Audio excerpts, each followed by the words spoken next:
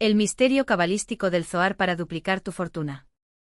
El misterio cabalístico del Zohar para duplicar tu fortuna. El aire en el pequeño apartamento de Daniel Olmos olía a cera derretida y pergamino antiguo. Sobre la mesa de madera oscura, iluminada por una lámpara de aceite que proyectaba sombras danzantes, yacía el Zohar, no una edición común, sino un manuscrito en arameo con anotaciones al margen en hebreo, adquirido en un mercadillo de Jerusalén por un precio que ahora le parecía irrisorio. El vendedor, un hombre de ojos opacos y manos temblorosas, le había susurrado: «Este no es un libro, es una llave. Pero ten cuidado, no todas las puertas deberían abrirse». Daniel, un economista en la ruina tras un escándalo de fraude en su antiguo banco, no creía en la magia.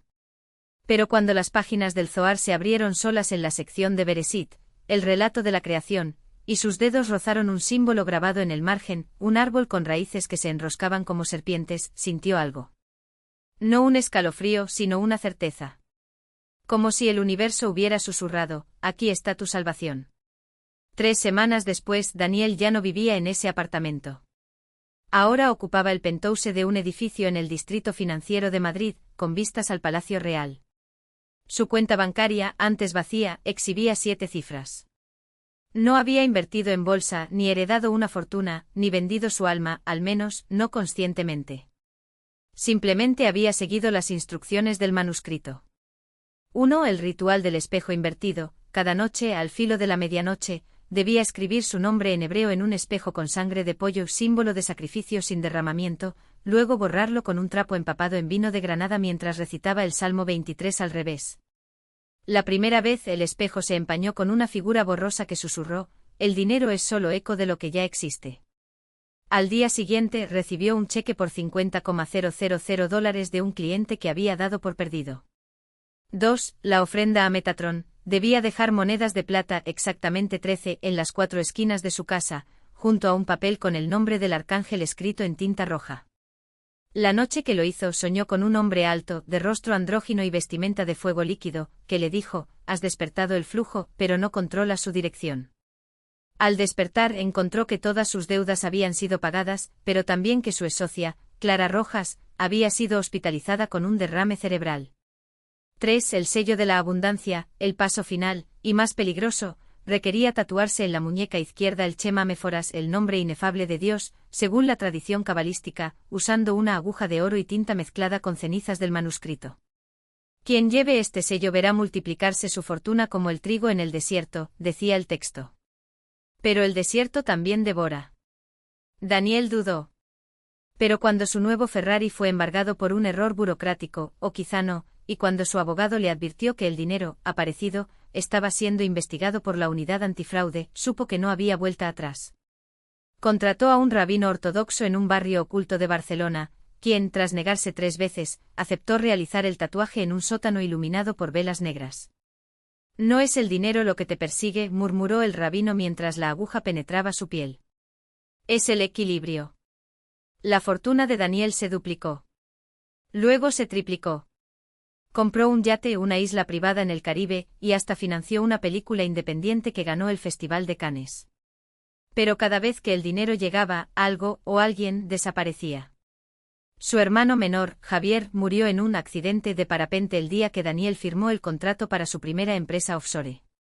Su mentor en la universidad, el profesor Lázaro, fue encontrado ahorcado en su oficina con una nota: «El árbol que no da fruto es cortado». Clara Rojas, ahora en estado vegetativo, recibió una transferencia anónima de $2.000. Lunes, el mismo día que los médicos declararon su muerte cerebral. Daniel intentó detenerse. Rompió el espejo, quemó las monedas de plata, incluso intentó borrar el tatuaje con ácido. Pero el dinero seguía llegando, como un río que inunda una casa sin puertas. Y entonces una noche, mientras contemplaba desde su terraza el skyline de Madrid, vio el patrón. Cada vez que su fortuna aumentaba, alguien cercano a él sufría una pérdida equivalente. No en dinero, sino en vida. Como si el universo exigiera un trueque, prosperidad por esencia. El Zohar no era un manual para enriquecerse. Era una advertencia. En la página final del manuscrito, escrita con una caligrafía distinta, más antigua, más urgente, Daniel encontró la verdad. El dinero es energía condensada, pero toda energía busca equilibrio. Quien fuerza la abundancia sin semear, cosechará el vacío de otros. El árbol de la fortuna tiene raíces en el inframundo, y sus frutos son dulces, hasta que maduran en veneno. Debajo había un dibujo, un reloj de arena con 2 serpientes enroscadas, y una frase en arameo que, tras traducirla con ayuda de un erudito en Cabalá, quien enloqueció esa misma noche, decía: para romper el ciclo, devuelve lo que no es tuyo. Pero no con monedas, sino con lo que el dinero no puede comprar.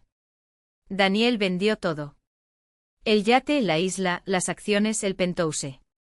Donó cada céntimo a hospitales, orfanatos y fondos para víctimas de fraudes financieros, ironía que no se le escapó. Pero el Zohar seguía en su poder, y el tatuaje en su muñeca ardía como brasas. La última noche en un hotel barato de Toledo, soñó con Metatrón. El arcángel ya no tenía rostro de fuego, sino de sombra. Has intentado engañar al sistema, dijo. Pero el sistema no es el dinero. Es la ley del intercambio. Nada se crea, nada se destruye, solo se transforma. Y tú, Daniel Olmos, has sido el transformador. Al despertar, supo qué hacer. Tomó un tren a Jerusalén. En el muro de los lamentos, entre los papelitos con plegarias, colocó el Zohar envuelto en un paño de lino. Luego, con un cuchillo de ritual comprado en el barrio judío, se cortó la piel de la muñeca y arrancó el tatuaje. La sangre goteó sobre las piedras milenarias. No hubo truenos ni voces celestiales. Solo un silencio tan profundo que por primera vez en años, Daniel escuchó su propio corazón. Un mes después, Daniel trabajaba como contador en una pequeña cooperativa agrícola en Andalucía. Ganaba lo justo, dormía sin pesadillas, y cada mañana desayunaba pan con aceite mientras observaba los olivos mecidos por el viento. Una tarde, recibió una carta sin remite. Dentro solo una hoja de papel con un símbolo, el árbol de raíces serpenteantes. Y una línea escrita en hebreo. El ciclo se ha cerrado. Pero las puertas siguen ahí. Daniel quemó la carta. Esa noche soñó que plantaba un olivo en un desierto. Y el árbol crecía. El sueño se repitió durante semanas, siempre igual, sus manos hundidas en la tierra árida, el brote verde emergiendo entre sus dedos como un milagro obstinado. Cada mañana al despertar, Daniel buscaba en sus palmas rastros de tierra, pero solo encontraba las líneas de su vida, más marcadas que antes. La cooperativa agrícola donde trabajaba era un lugar de hombres callados y mujeres de manos ásperas. Entre ellos Daniel había encontrado una rutina que lo anclaba al mundo, los números en las columnas de los libros contables, el olor a tierra mojada después de la lluvia, el sabor amargo del café que compartía con los jornaleros al atardecer. Pero la carta quemada había dejado una ceniza invisible en su pecho, y el símbolo del árbol de raíces serpenteantes aparecía ahora en lugares inesperados, en la corteza agrietada de un olivo centenario, en las grietas del muro de su casa, incluso en la espuma del jabón cuando se lavaba las manos. Una tarde, mientras revisaba los recibos en el pequeño escritorio de la cooperativa, la puerta se abrió sin ruido. Una mujer alta, vestida con un abrigo oscuro a pesar del calor, se apoyó en el marco. Tenía el pelo negro recogido en un moño severo y los ojos de un verde tan pálido que parecían translúcidos. ¿Daniel Varga?, preguntó, aunque no era una pregunta. Él asintió sintiendo como el lápiz se le resbalaba de los dedos. Mi nombre es Lea. Represento a una organización que, digamos, se interesa por personas como usted. ¿Personas con qué? Con cicatrices que no deberían cerrar del todo. Daniel se levantó lentamente como si el suelo bajo sus pies hubiera perdido firmeza. No había miedo en él, solo un cansancio antiguo, el mismo que lo había llevado años atrás a cortarse la piel en aquel callejón de Praga. Ya no soy esa persona, murmuró. Lea sonrió, pero no era una sonrisa amable. El árbol que soñaste no crece en cualquier tierra, Daniel. Y tú lo sabes. Esa noche, en lugar de dormir, Daniel caminó hasta el olivar más viejo de la finca, donde los troncos retorcidos parecían guardar memorias de siglos. Se sentó junto a uno de ellos, apoyó la espalda contra la corteza rugosa y cerró los ojos. El viento traía el aroma a hierba seca y algo más, un olor metálico, como a sangre antigua. ¿Qué quieres de mí?, preguntó al vacío. No hubo respuesta, pero al abrir los ojos, vio que el símbolo del árbol estaba tallado en el tronco frente a él, fresco, como si acabara de ser hecho. Las raíces serpenteantes se enredaban en la madera, vivas. Al amanecer, Daniel estaba de pie frente a la puerta de su casa con una maleta pequeña. Lea lo esperaba en un coche negro, el motor al ralentí. No intercambiaron palabras. Mientras el vehículo se alejaba por el camino polvoriento, los jornaleros que comenzaban su jornada levantaron la mano en señal de despedida, sin saber que no volverían a verlo. El viaje los llevó primero a Córdoba, donde Lea lo condujo hasta una sinagoga abandonada en el barrio de la Judería. Las paredes, descascaradas por el tiempo, aún conservaban trazos de pinturas azules y doradas. En el centro del salón principal, un círculo de velas encendidas iluminaba un libro abierto sobre un atril de madera. ¿Qué es esto?, preguntó Daniel, aunque ya lo sabía. El Sefer Yetzirah. El libro de la creación, respondió Lea, pasando los dedos sobre las páginas amarillentas. Tú fuiste uno de los guardianes. Hasta que decidiste huir. Daniel recordó entonces, las noches en Praga, los rituales bajo la luna nueva, las voces que susurraban en un idioma que no era hebreo ni arameo, sino algo anterior.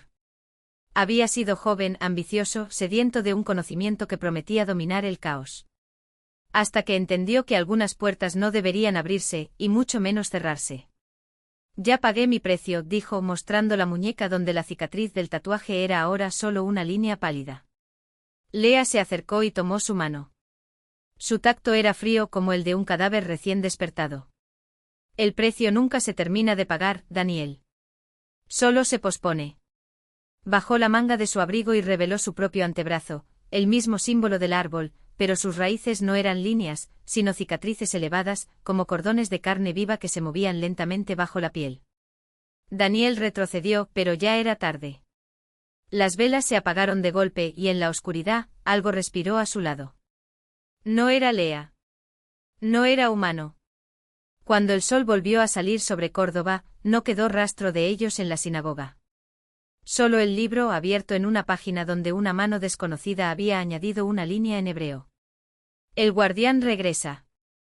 Las puertas tiemblan. Años después, en un pequeño pueblo de los Montes de Toledo, un hombre sin nombre cultivaba olivos en una tierra que todos decían estéril. Los árboles crecían altos y frondosos, sus raíces hundiéndose en la roca como serpientes sedientas.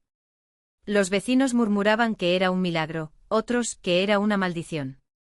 El hombre trabajaba en silencio con las mangas siempre arremangadas, mostrando las cicatrices que ahora cubrían ambos antebrazos, raíces que se enredaban en su piel, marcando el mapa de un laberinto sin salida.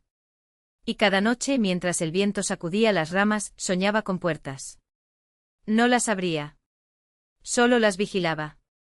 Porque algunas cosas, una vez despertadas, ya no pueden volver a dormir. La última puerta. El viento que bajaba de los Montes de Toledo traía consigo el olor a tierra mojada y algo más antiguo, algo que se adhería a la garganta como el polvo de los libros olvidados.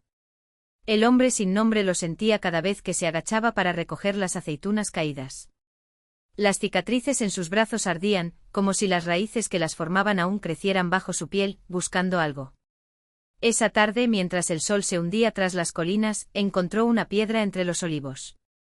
No era una piedra cualquiera, estaba tallada con símbolos que reconoció al instante, aunque no supiera leerlos.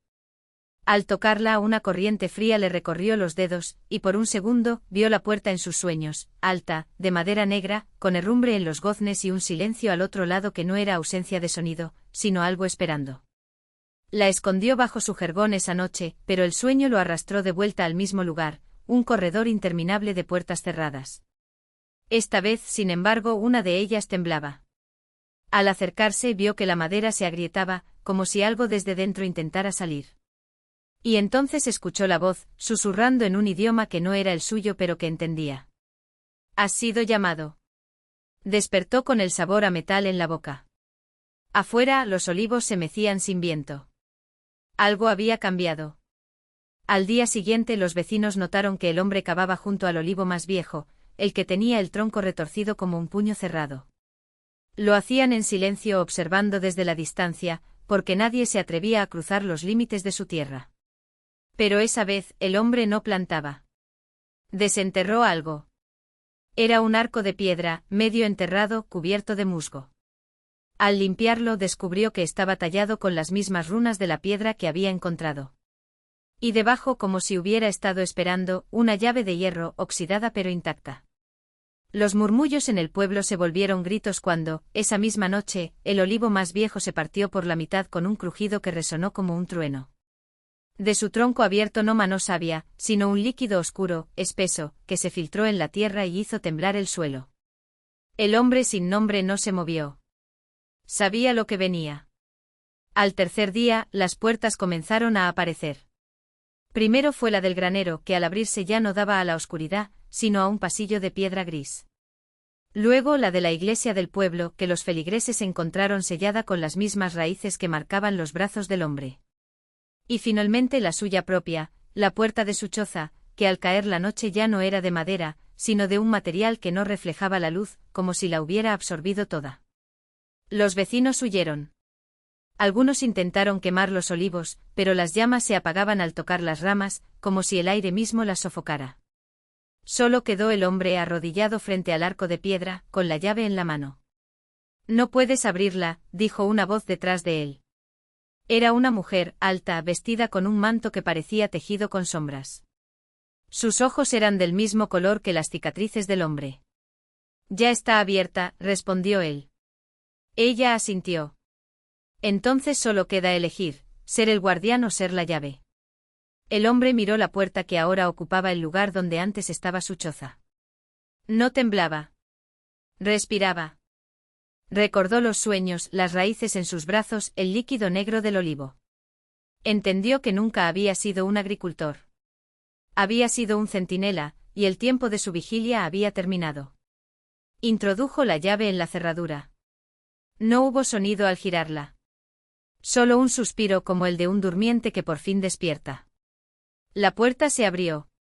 Del otro lado no había luz ni oscuridad, sino un espacio que se curvaba sobre sí mismo, un laberinto de puertas infinitas, cada una con un guardián esperando. Y en el centro algo que no era un dios ni un demonio, sino el eco de una pregunta sin respuesta: ¿quién te ha llamado? El hombre dio un paso adelante. Y la puerta se cerró detrás de él. En el pueblo al día siguiente no quedó rastro de los olivos. Solo tierra yerma, como siempre había sido. Pero en el lugar donde estuvo el arco de piedra, creció una sola flor, negra como la tinta, con pétalos que se movían aunque no hubiera viento. Y en algún lugar, muy lejos, una puerta tembló.